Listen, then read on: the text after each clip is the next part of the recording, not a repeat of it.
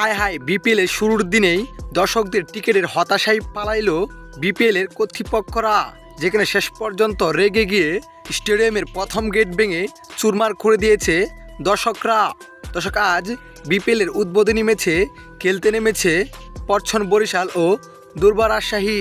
তাই এই ম্যাচটি দেখার জন্য মুখিয়েছিল হাজার হাজার দর্শকরা, যেখানে শেষ পর্যন্ত সব দর্শক স্টেডিয়ামে প্রবেশ করেন, কিন্তু অনেকেই টিকিট পান নাই, যেখানে টিকিট না পাওয়ার কারণে শেষ পর্যন্ত স্টেডিয়ামের প্রথম গেট ভেঙে চুরমার করে দিয়েছে দর্শকরা।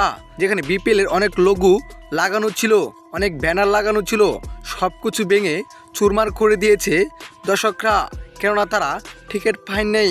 দর্শক, বিপিএল শুরুর দিনেই দর্শকদের এমন হতাশায় আপনি কি ভাবছেন?